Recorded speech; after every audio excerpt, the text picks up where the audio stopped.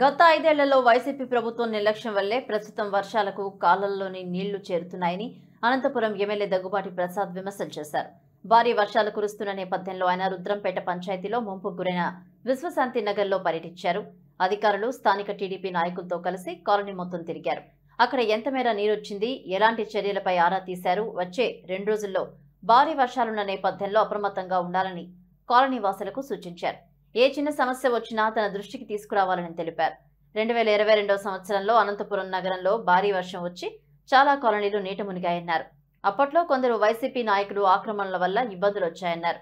వంకల్లో ఎక్కడ పూడిక తీయకపోవడం వల్ల కాలనీల్లోకి నీరు వచ్చిందన్నారు. ఈ సమస్య అన్నింటినీ పరిష్కరిస్తామని హామీ ఇచ్చారు.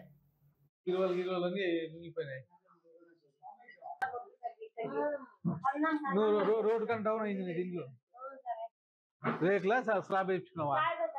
మళ్ళీ హైట్ వేయించుకోవాలి కదా నువ్వు. ఈరోజు అనంతపురం అర్బన్ నియోజకవర్గంలో గత 3-4 రోజుల నుంచి కురిసిన వర్షాల వల్ల అనేకమైన కాలనీలు జలమయం అవ్వడం జరిగింది. ముఖ్యంగా రుద్రంపేట పంచాయతీలో దాదాపు ఒక 50 ఇళ్ళు ఎఫెక్ట్ అవ్వడం జరిగింది. దేనికంటే పైన కురిసిన వర్షాల వల్ల, అంటే రాప్తాడు నియోజకవర్గంలో కురిసిన వర్షాల వల్ల అక్కడ ఉండే చెరువులు మరోబారి ఈ కాలనీ మీదకి నీళ్ళు రావడం జరిగింది. ముఖ్యంగా యాలేరు అలాగే ఆలమూరు చెరువులు ఫుల్ అయిపోయి అక్కడ ఉండే నీళ్లు ఎక్కువ రావడం వల్ల ఈ కాలనీలు ఎఫెక్ట్ అవ్వడం జరిగింది. గతంలో 5 ఏళ్లలో ఎక్కడ కానీ దీనికి చర్యలు, అంటే ఫ్లడ్ వచ్చినప్పుడు చర్యలు తీసుకున్న దాఖలాలు లేవు.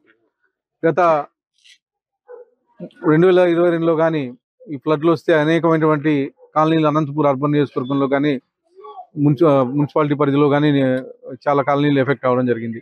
మళ్ళా మా ప్రభుత్వం వచ్చిన తర్వాత తెలుగుదేశం ప్రభుత్వంలో గత సంవత్సరంలో ఎక్కడైతే ఎఫెక్ట్ ఉండిందో అర్బన్లో అక్కడికి వెళ్ళి ఎవరైతే అడ్డం పడినటువంటి తీసేసి అక్కడ ముఖ్యంగా ఒక రైతు, అంటే వైఎస్ఆర్సీపీ నాయకుడు ఒక ఆక్యుపై చేసిన దాన్ని మేము క్లియర్ చేయించడం జరిగింది. దానిలో భాగంగా ఈరోజు అనంతపురం అర్బన్ నియోజకవర్గంలో ఎన్ని నీళ్లు వచ్చినా కానీ ఫ్రీగా వెళ్ళే పరిస్థితి, ముఖ్యంగా మున్సిపాలిటీ పరిధిలో. ఈరోజు ముఖ్యంగా రుద్రంపేట పంచాయతీలో డ్రైన్స్ కానీ ఎక్కడే కానీ గత 5 ఏళ్ళలో ఎక్కడ కానీ కొత్త డ్రైన్లు వేయించిన దాఖలాలు లేవు.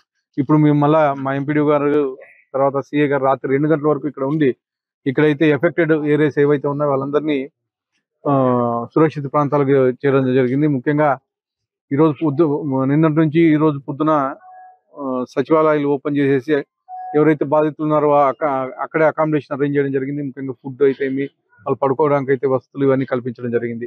ఈరోజు మా ఎంపీడీఓ గారిని కానీ ఆదేశించడం జరిగింది. వచ్చే సంవత్సరం ఇలాంటి ఫ్లడెడ్ ఏరియాకి ఇబ్బంది పడకూడదు.